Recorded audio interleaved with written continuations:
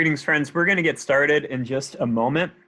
As you're waiting in the waiting room, if you could go to the link that is listed on the screen right now, and from there you can get a copy of today's slides. That will be helpful as you'll be able to take notes and click on different links that we have in there. Thank you, and we'll get started in just a few minutes.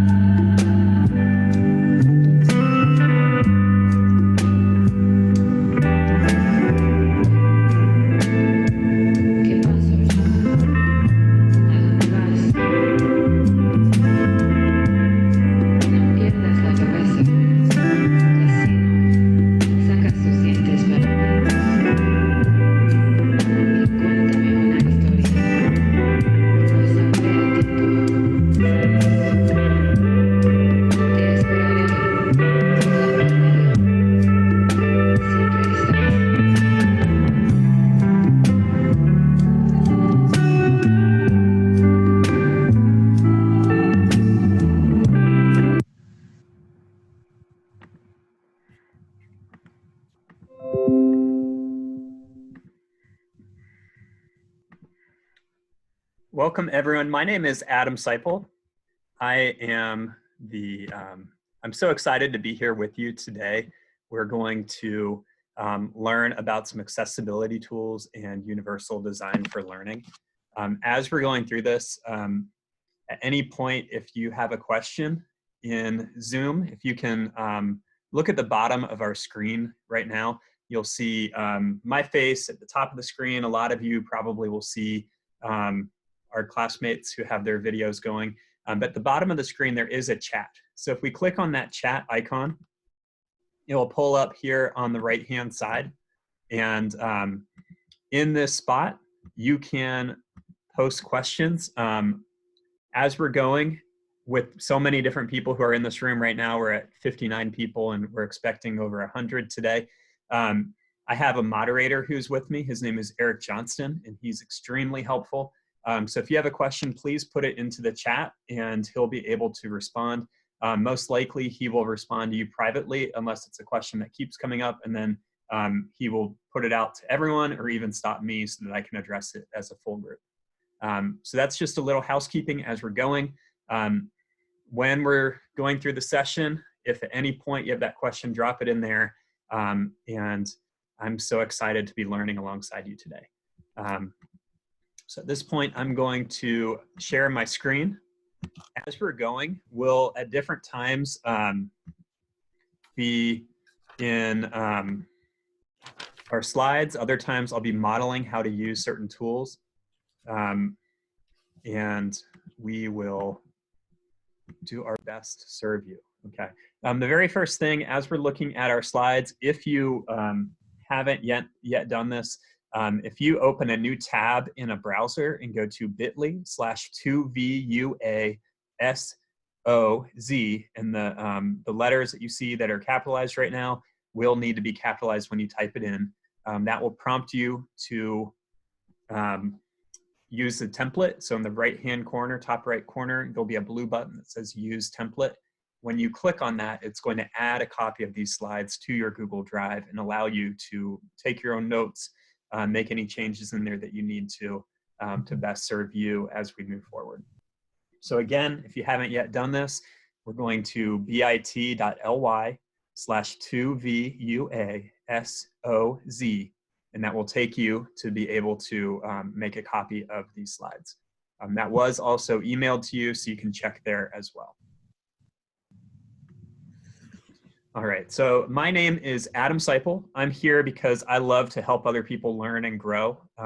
Several years ago, I worked in Winston-Salem, North Carolina, and was able to work with the accessibility team for a number of years and to serve the students down there.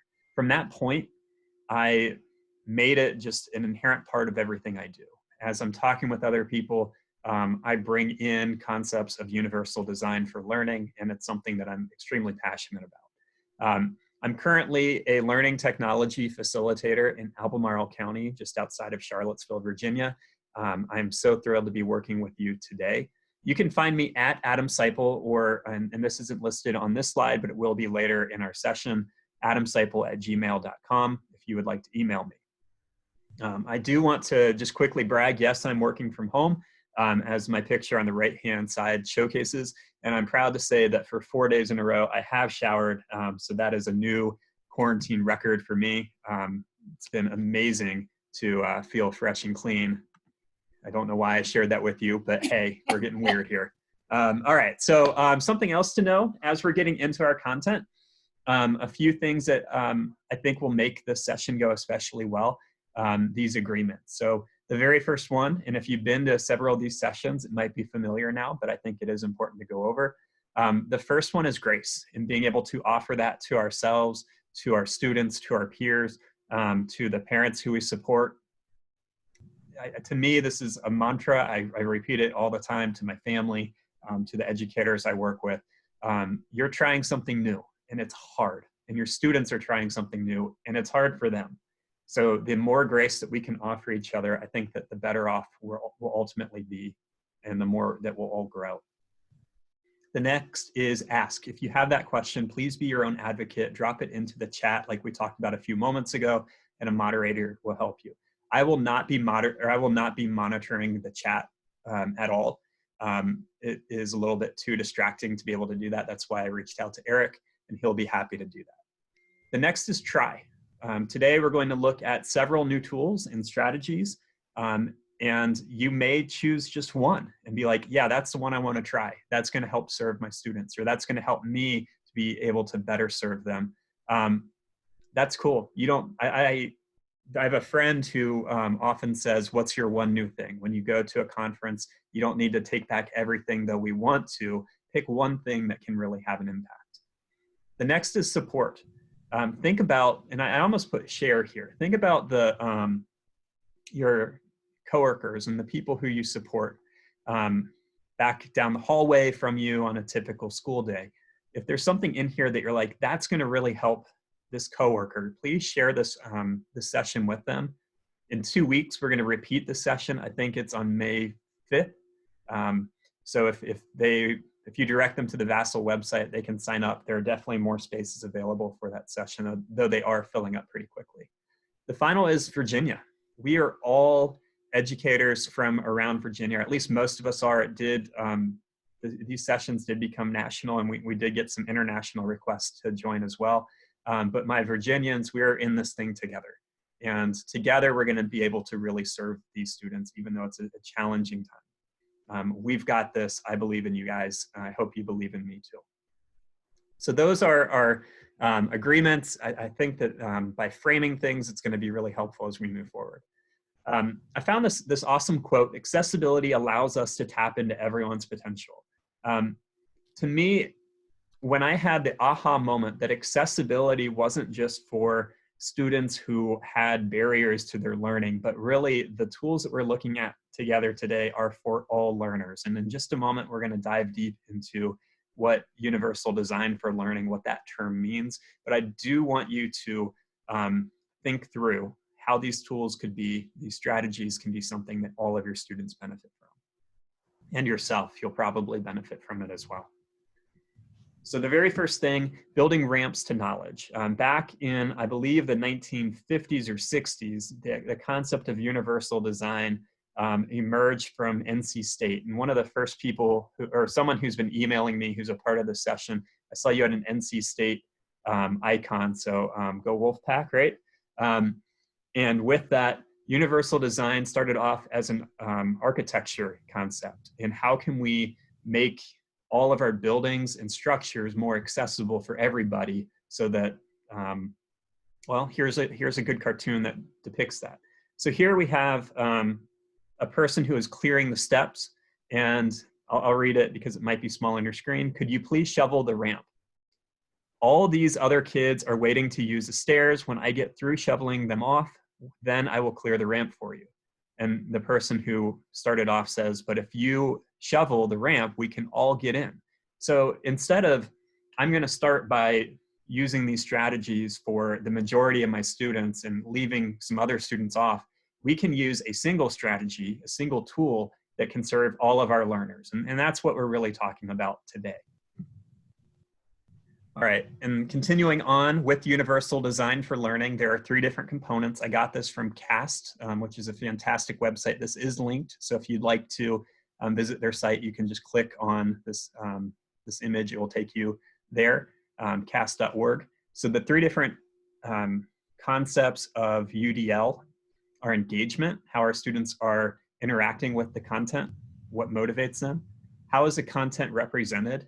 So can we represent the same idea through auditory, through visual, through video, and our students can access in those means. And then finally, action and expression.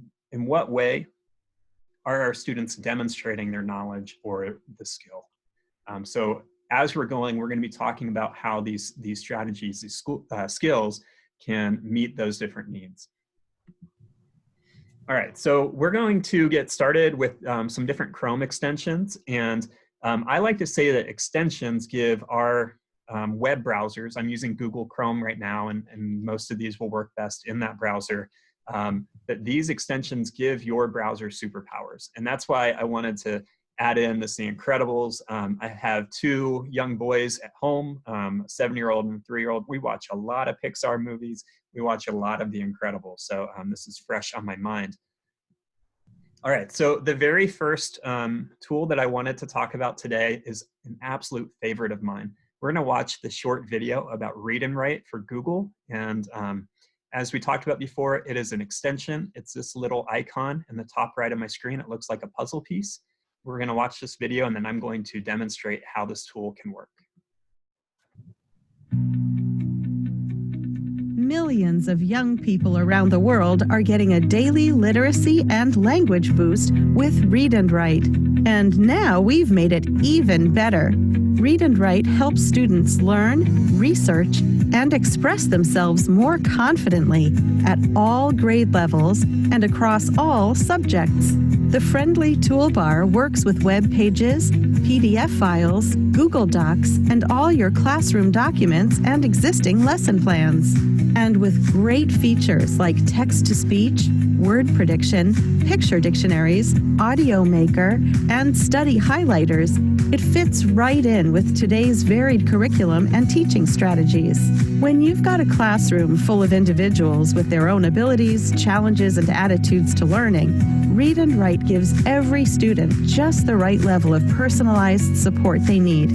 Fluent readers looking to enrich their vocabulary, English language learners, and students who are performing below average in their literacy scores, allowing them to catch up with the rest of the class. Read and Write offers help to all your students.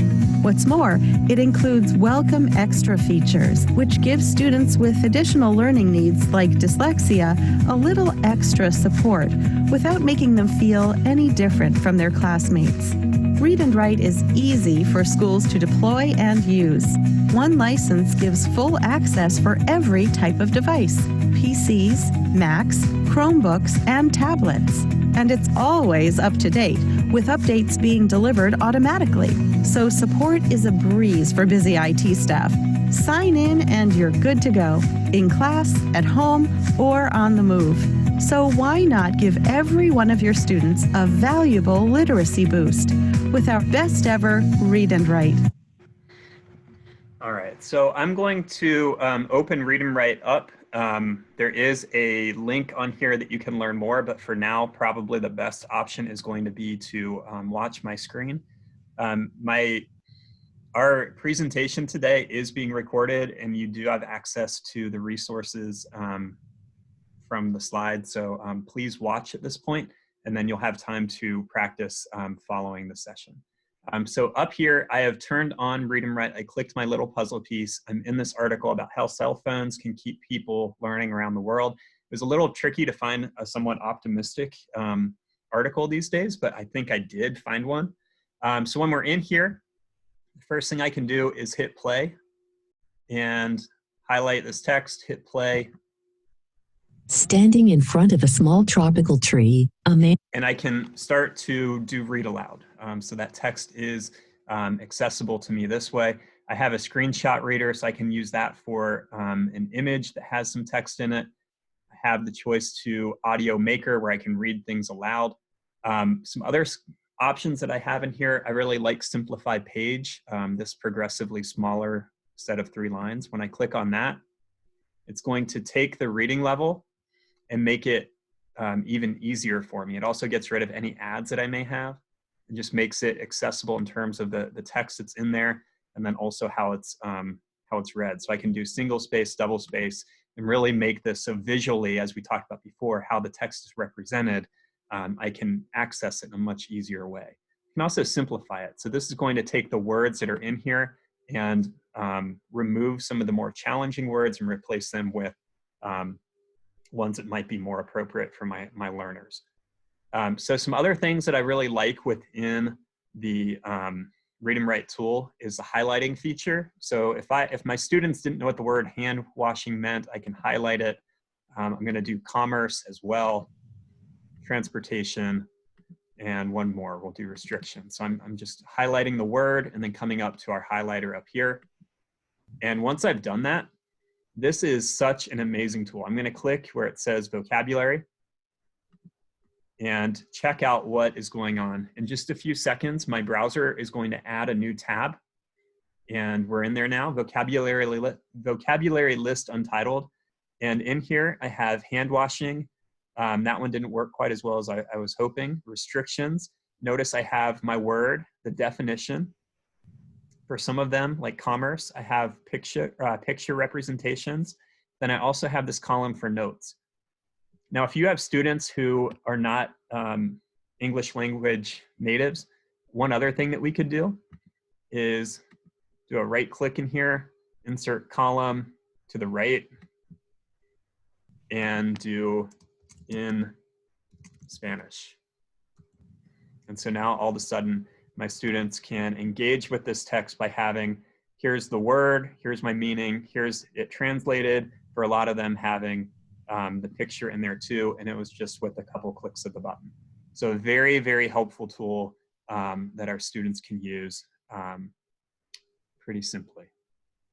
All right, so now at this point, I have a resource that is built in Google Docs, right? We have our vocabulary list. And the next thing that I'm going to do, I'm going to turn off Read and Write, and I'm going to start moving into our next tool that we're talking about, and that is Screencastify. So Screencastify allows me, and the way that we're going to be using it today is I'm going to show you two different uses of this tool. It's another extension, so it's showing up in the top right. It's this little, looks like a play button with a camera on top. And as it loads, look how simple this is. Screencastify free, 5-minute limit per video, and I can do unlimited recordings and editing. So look at this. I'm going to turn on my microphone. I can turn on a webcam. And now I'm going to record. I've never tried to do a screencast as I'm also doing a live video conference, so I don't know how that's going to work or if it will work. So we're getting a little weird right now. I keep saying that. Okay, so what we'll do instead, I'm going to just open up my recordings because some of these might be able to model what we would be doing anyway. So here is how to write your college essay.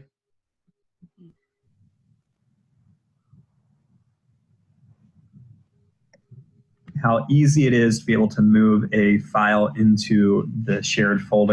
Okay, so what I'd like you to pretend is that this writing here was something that a student had turned in, and that over here I'm giving them feedback on their paper. So instead of doing written feedback, I can do it directly, have my picture next to their writing as I'm going, or next to their slides that they're doing as they're going.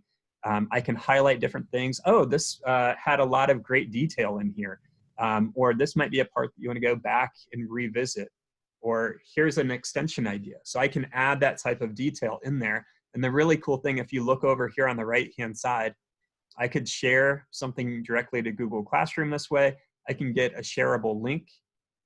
So now I have that copied. If I come back to the student's writing, I'm going to highlight it, add a comment, and all I have to do is copy that in here. And now my student, when they go back to their paper, can click this link and see my video description giving feedback to their paper, to their work. So that Screencastify, very simple tool. It saves directly to your Google Drive. You can save it directly to YouTube as well. So versatile resource there. Okay. Please know that we do have a video that talks about how to use Screencastify, so you can come back and watch that moving forward. All right, so next, I'm a really big fan of Google tools. I know quite a few of you have been with me the last 2 days as we talked about Google Classroom. If we are on slide 12, we're going to start off by talking about the accessibility tools that are built directly into Google Docs. So what I'd like you to do, if you're on our slides, you can just say, click where it says Docs, or if you're not on our slides, open a new tab and type docs.new, docs.new, and it will take you to a new Google Doc.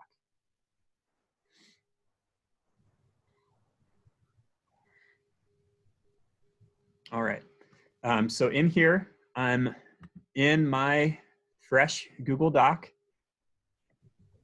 and I would like to hear from someone. You can either unmute for just a second or in the chat, what is something that you're going to be teaching your students in the next few days?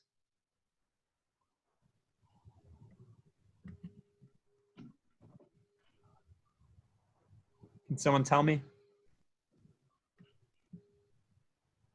2D and 3D shapes. 2D and 3D shapes. Awesome, thank you. Okay, so check out what I'm going to do. I'm coming up here to Tools and coming down to Voice Typing. And now that I did that, I get this little pop-up, and I'm going to click Allow. I'm learning about 2D and 3D shapes. Now that I've used all of, I've said what I wanted to, it's typed in there. Now the cool thing about voice typing that's in Google Docs, I could say new paragraph. Let me try it. New paragraph. Have you ever enjoyed something as much as voice typing? Question mark. So you can speak your punctuation. I find that this is really helpful when we're talking about our students and how they process the different content. So we have a lot of students who have great ideas that are in their head, but when it comes to typing something or when it comes to writing something on a piece of paper, there's some sort of barrier. And by having them speak through it, they're able to get their ideas out. It makes it much more accessible. Now, something else that you might notice in here is that it says English US. And our students can go in here and select whatever their native language is and be able to use voice typing in that native language, and it will type it for them too. All right, so the next thing that I want to show you within this, again, for voice typing, we're going up to Tools and then down to this option here. Has anyone ever used the Explore tool in Google Docs? Because if not, this is going to be your new favorite thing. I'm just going to go ahead and lay it out there. So here I'm clicking it in the bottom right-hand corner. It kind of looks like a speech bubble with a star in it. When I do that, check out what happens. It's saying you're probably trying to learn about three-dimensional space, shapes, or about typing. And if you look back at the text that I had on the left-hand side, that's exactly what I was talking about, right? So I'm going to pick this, this option here of shape. And in here, it gives me different websites. It does an entire Google search directly within my Google Doc.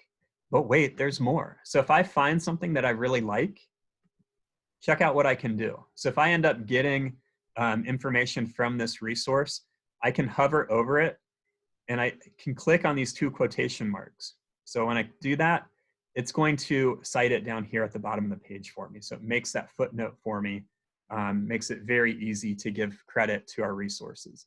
Now, not everybody uses MLA. I'm a huge fan of MLA, Recovering English Teacher. It's the best, but if we click on these three dots, you can select APA or Chicago as well, but come on, MLA is the best.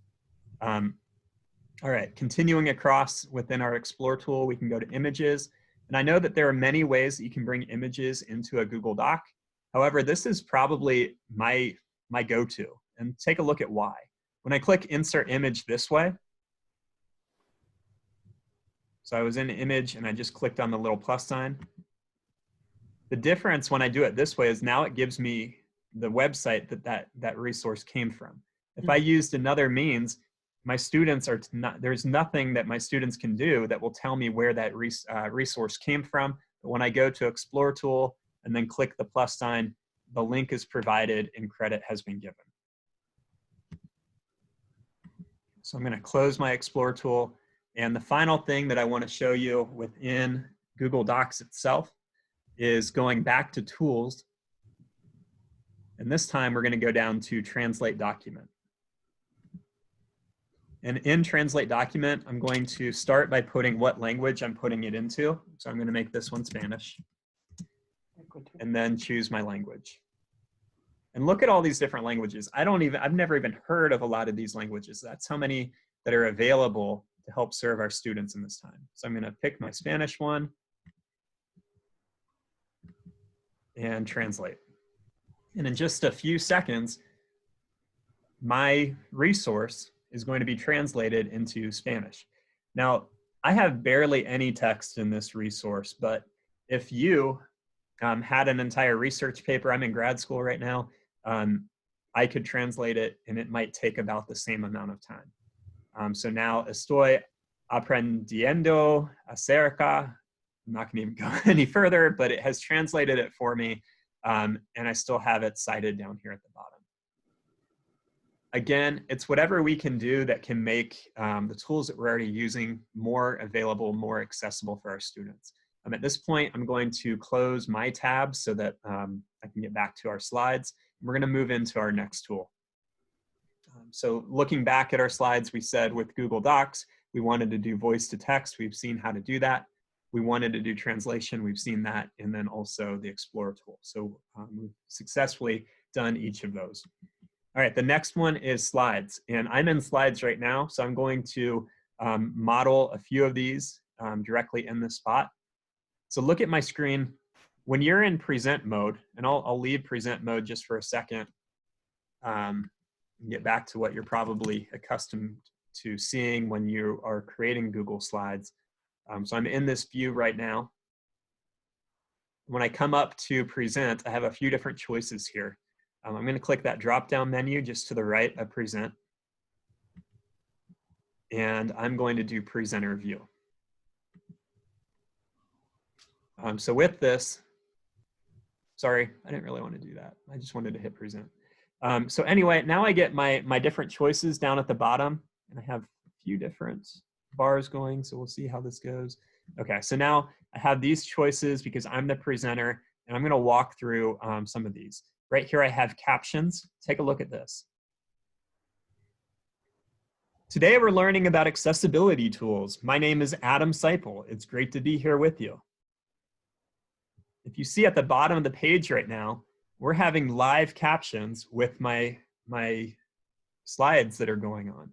Now, I don't know how helpful this tool may be when we're in this time of distance learning, but when you get back to your classroom, I really encourage you to have this going on, because we'll consistently have some students who are in the back of the room who may not have the best hearing, or maybe they're an English language learner, and being able to access your voice and the slides and through multiple means of access will be incredibly important for them. You'll also notice we have a drop down here. We can change the text size, make it larger so that our students can see it in the back. Now, I've been in crowded rooms before where there's someone I might be in the back of the room, and your students could turn this on too, just for themselves, be in the back of the room, and it will pick up what you're saying in the front of the room, and they can still use this feature. Okay, another part that I want to quickly show, and I think you could use this even in this time of distance learning, is Q&A. So with Q&A, I can give my students a link, and they can start to, they would go to this link, slides.app.goo.goal/mbn4b, and they can start to submit questions that we'd be able to respond to as well.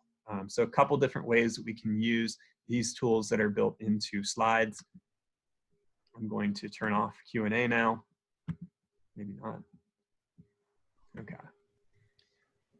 The final piece that we wanted to talk about with this is how we use Explore. It's going to be exactly or very similar to what we saw with Docs. So I could come down to the bottom of my page, do Explore, and do a text search within here. So this time I'm looking at Universal Design for Learning, and be able to get all of this information directly in here. And see, the first result is from CAS.org, which is what we used before at the beginning of our slides today. Okay, so again, fantastic resources built directly into slides. This next one I'm excited about. A couple years ago, I was doing a presentation, and I called YouTube the best learning tool ever made. And I truly mean that. When I don't know how to do something in my garden, or learning how to cook, or something on my car, the very first place I go is YouTube to try to learn it. I'm guessing that for a lot of you, you do something similar, and that our students definitely do. So this time I'm gonna open up a new tab, go to YouTube, and in here, I'll have my suggested videos coming up. We'll go to how to sow carrot seeds. Oh. Exciting stuff. Hey guys. And as we saw before, I think we have someone who might be talking. Yes. I'm going to go ahead and mute. Okay, so here I am in our YouTube video, and just like we did with slides, I can click the CC option in here. And so now I have— Guys, what's up? It's Jess. Welcome back to auto closed captioning. But if I click just to the right of that in my settings, from here, I can change what language I want it to be. And it's going to auto translate as we're going. So instead, I'm going to do Italian. And so now— Roots and Refuge Farm. I'm in my garden. Out loud, verbally, it's still being spoken in English, but it is being translated in real time for our students to be able to read. Again, I know that in the school that I serve, we have over 50 different languages spoken in a single high school. And throughout the state, a lot of you serve students from a variety of home countries and different languages spoken at home. So that's another thing that we can definitely use to serve our kiddos. I'm going to bounce back here. Another piece that I often use is just search. So here, if I wanted to look for barbecue, here we have interesting choices coming up. But this is an off, actually I'll do 2D shapes, right? So filter is one of my favorite parts of YouTube. So I can come in here, and the two that I most frequently do, first is making it short. My students are not gonna watch a 15-minute video or an 80-minute video. I want it to be something short, short, short. 3 minutes and 44 seconds may be too long for my first grader who I have at home. So I'm also gonna go to filter, and for some things, I want it to be from this past year. I don't want it to be a video from 8 years ago. If I'm trying to give directions on how to use Flipgrid to my students, that's not gonna help them. So in here I can see, well, this is from 2 weeks ago. It's about 2D shapes, and it's 2 minutes and 16 seconds. And I can make multiple filter choices all within here. I also have the option to do some other things in here, such as Creative Commons that would allow you, I know it used to allow you to download the videos as well, and be able to repost them other places legally.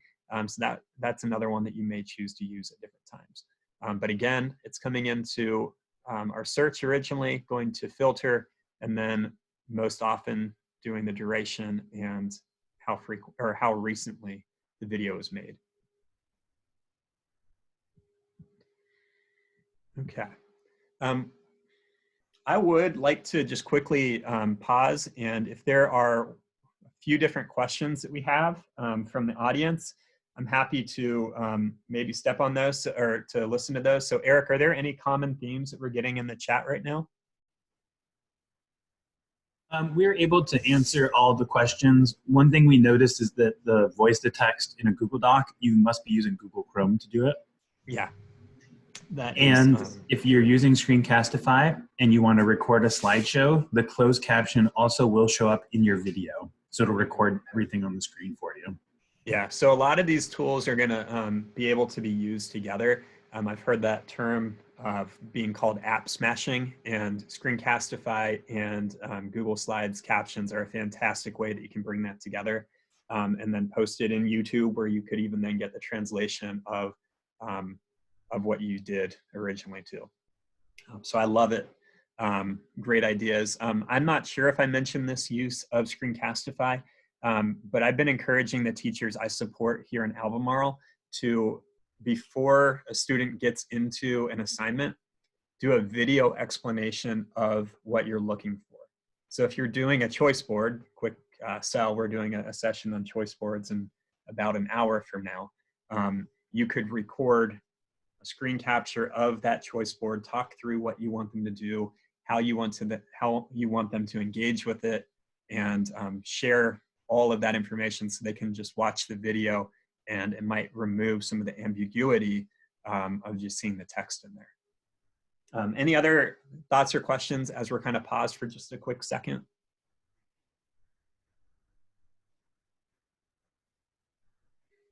Cool. All right. All right, so we're going to continue on. And at this point, we're going to look at Flipgrid real quick. So here, we're gonna watch this short video. I think it is just a minute long, and then we're gonna bounce into Flipgrid for a second. Don't know what happened there. Okay, we'll try again.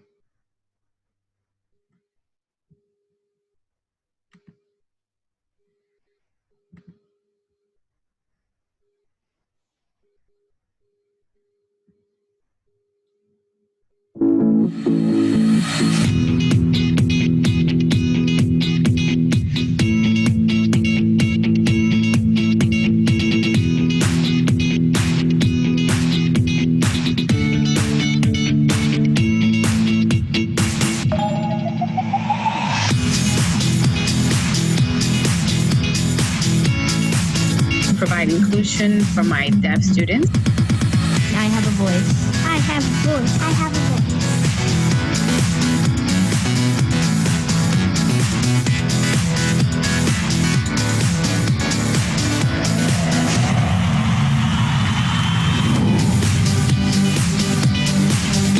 Flipgrid to be an inclusive opportunity for all students to share their voice. And we are so proud to build an environment that is accessible, simple, and fun. And I'm so proud to be on our mission to empower every voice.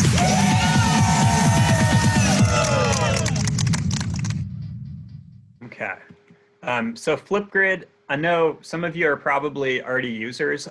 If not, it's a fantastic resource. We are going to jump into it for probably the next 5 or so minutes and take a peek at it. I do want to just quickly highlight some of the accessibility tools that we're going to be looking at.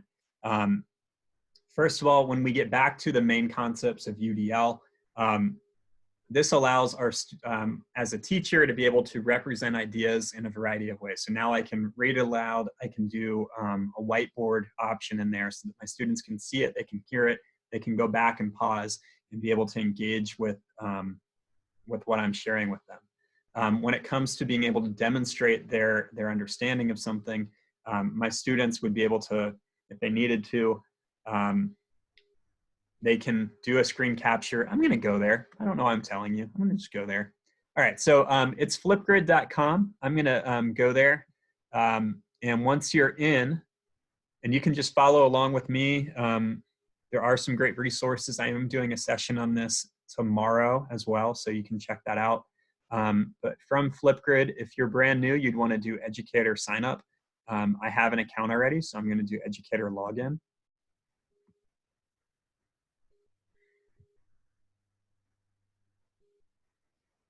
And from here, I'm using my school Google account. You can also use, if your school is a OneDrive school or a Microsoft school, you can do that instead. So I'm in here, I have my Flipgrid is laid out. With Flipgrid, think of, they arrange it, they have some interesting vocabulary, right? So we're in here, here's a grid. I have 6 of them. And something that you can do, you can organize your course into different topics. So you might have a grid for just social interactions. You might have a grid for reflection after a lesson, or you could do it by here is an entire unit and all your different questions are bundled into one grid by unit. Lots of different ways. So in here, I'm going to go to this grid that I recently made called Celebrate Every Day. And so in here, we have a few different videos that are made. I'm gonna click here. And I'm just gonna bounce through a few of the different accessibility features that I really like. So here is the principal at the high school where I work, who is giving a video introduction about how he wants his staff to engage with this Flipgrid. So again, we don't just have the text over here, but we also have video and audio that are telling you how to engage with it. And as we saw before, it's a YouTube video, so we have our subtitles, we have the ability to do translation as well. The next thing that we have is this awesome button. And Microsoft, I don't know when they came out with it, but they have this tool called Immersive Reader. And if you've never heard of Immersive Reader, I'm still pretty new at it, but it takes text that's on the screen. It can also take all of the text, anything that is spoken in a Flipgrid video. We love our AHS Patriot seniors. And they make it typed out. They make it where it does read aloud. You can come in and change text preferences, so we can increase spacing in here, things like that. We can adjust grammar if we want. So I want to see all of the nouns in here, and we can do that. So as a recovering English teacher, that's awesome. We can do syllables. My son is in 1st grade. He's still getting stronger and stronger as a reader, so we can come in and do syllables, and he can see how that's broken down. We also can just adjust our reading preferences. And we can translate it too. So if I need that initial introduction to be in Spanish now, I can come down to translate, choose which Spanish I want. We'll do Mexico for this one. Do I want it to translate by word or document? And all of that is available in here. Picture dictionary, lots of different choices in here. All right, so I'm back out here, and now we have our videos. So people have submitted these. And when I click on this teacher who submitted her response, Just like we saw before, Immersive Reader is an option. When I click on Immersive Reader, it's taking her spoken text. Hey seniors, I hope you're all doing really well. I love you and I miss you and you guys can do this. So we can see that there are a few parts like he seniors may not be right, but still it's getting us pretty close, and we can engage with this information in a variety, we can access it in a variety of ways, right? And we can translate what she said into Spanish so that other people can understand it. We can do our closed captioning.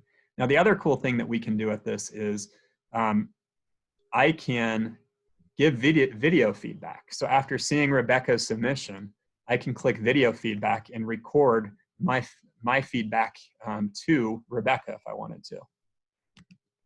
So again, it's multiple ways that we can access information, multiple ways that we can provide information to our students, and that we can allow them to engage with the content that we give them. Hey seniors. Okay, I'm gonna bounce back to our slides real quick to make sure I'm getting everything that I was hoping to. Another piece that I think is really important with this is that our students can, we can set it up within Flipgrid so that one of my students, so Chef Poindexter, could respond to Mrs. Bertram, and that we can start to use this for engagement as well. That's not really the focus of our session together today. There is a session on tomorrow that we'll be looking at that, and it'll be repeated on, I think, May 7th. So that if that's something you're interested in, definitely sign up for that session. But I did want to at least allude to it at this point. Okay. So bouncing back to our slides, the final big content that we have when it comes to different ways to access, and this one's kind of silly. I hope that's okay. Our students are visual learners. We know that because they gravitate towards platforms like TikTok, and they're going to Instagram, and they're watching videos and using emojis all the time. We know that they are visual learners, right?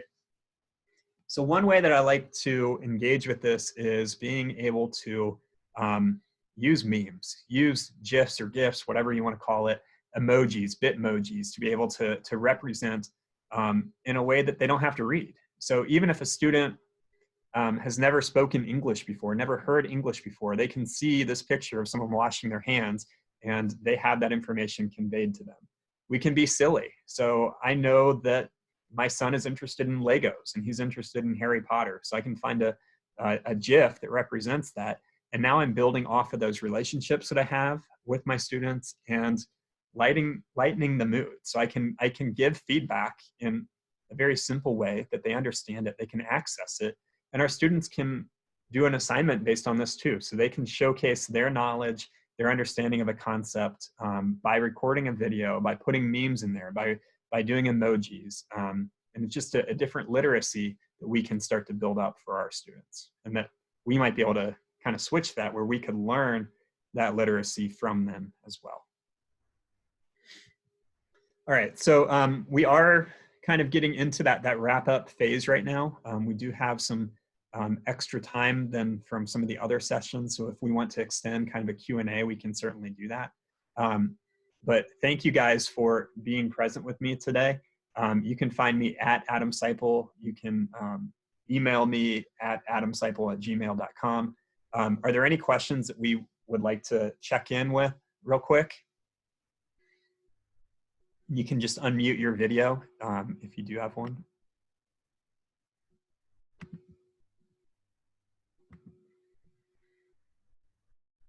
Okay, so there's do you have a good resource for finding memes, GIFs, etc.? How about creating them? So for finding a GIF, let me screen share again.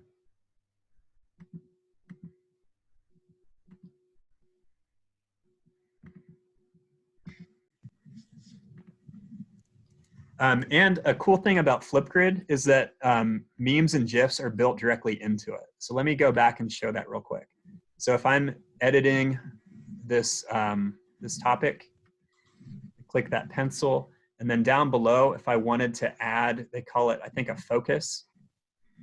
Right now we have this video as a focus, so I'll need to go into a different topic.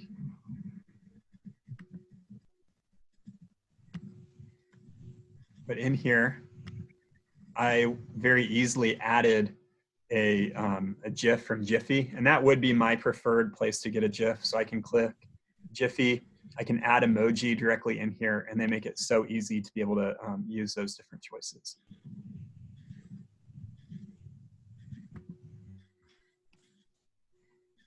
Cool. All right. Any other questions that we want to verbally share right now? Meme generator, absolutely. Okay, so I would love if we could just, one of my favorite things, I mentioned this at the beginning of our session, is to do what's my one new thing. So we covered several different tools, different concepts, different strategies. If you would like to unmute for just a second and share what is one new thing that you intend to use with your students or use personally, I would love to be able to take just a moment to hear those.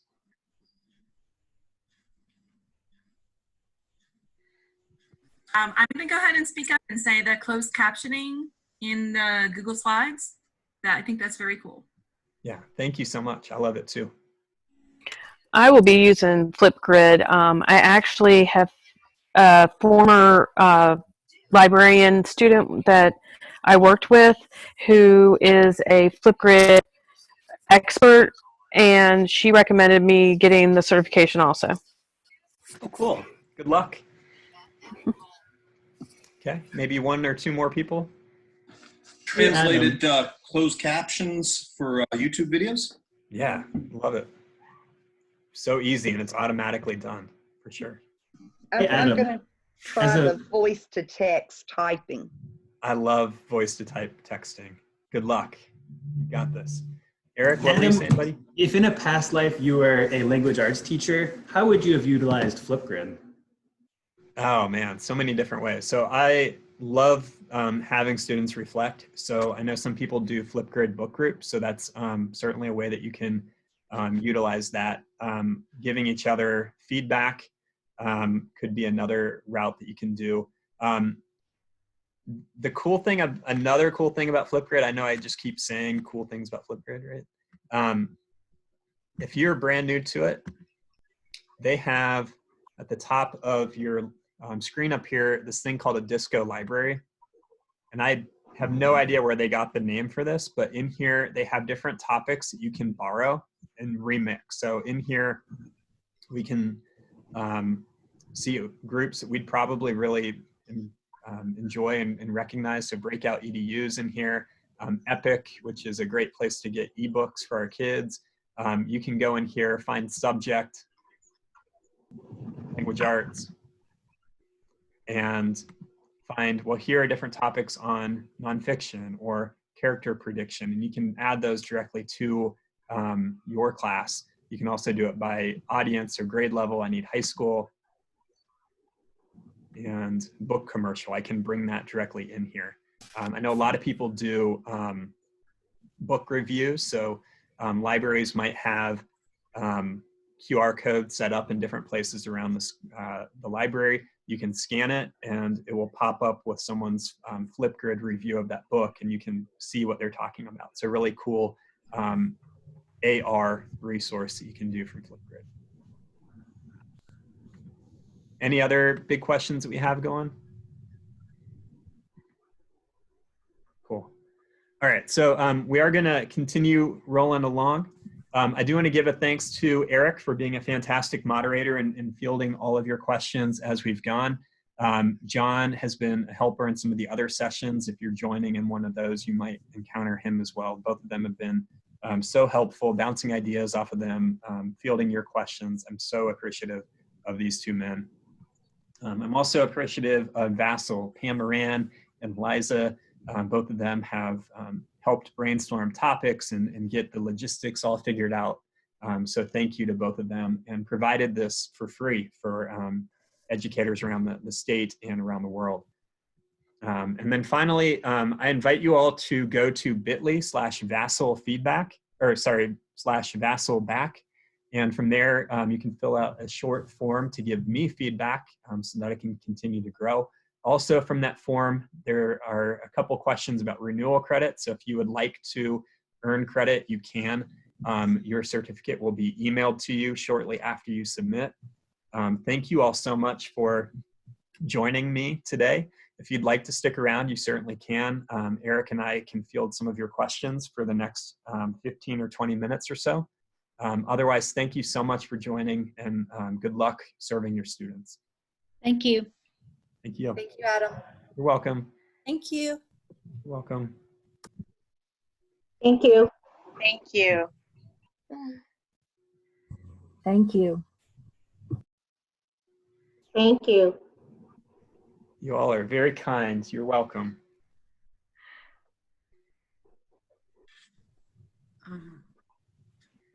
This was awesome, Adam. Oh, thank you. I missed that. Was there a dog saying thank you? Might have been barking. Thanks, Adam. Oh, you're welcome.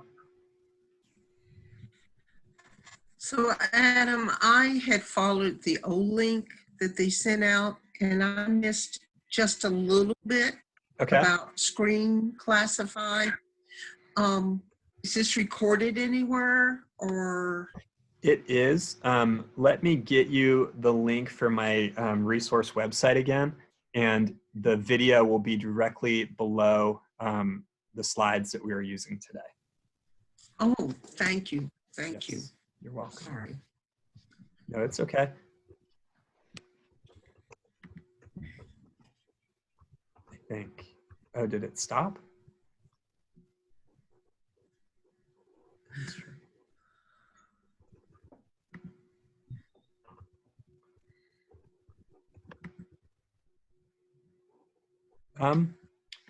Well, looking, it may not have recorded that one, but we will be repeating it in a couple, in just a little bit. And then that video will go live. Oh, sorry, I was recording it. So yes, I'll put that video up on my website, and it will be available later today. So you'll want to go to, let me get that link for you real quick. There's so much going on. Okay.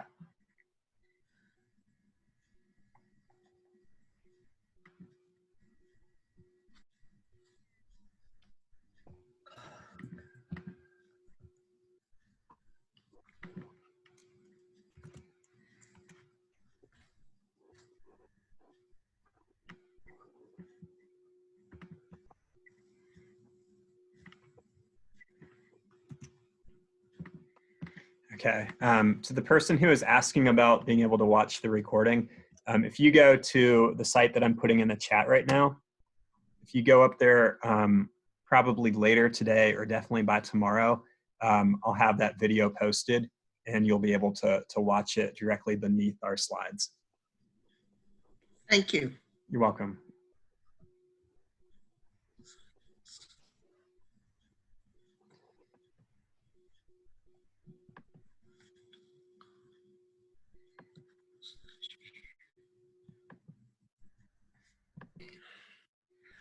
Are there any other questions that y'all have?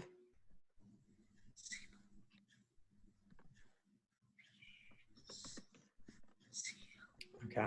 Well, in just a moment, I'm going to end the meeting. Again, if you need to, you can go back to the website that I just spoke about to be able to find this recording. Thank you so much. I hope it was helpful, and please let your peers know if it is something that you think that they would benefit from, that we will be repeating this on May 5th, and they can join at that point. Thank you all so much. I hope you have a great day. Thank you. Bye. Thank you.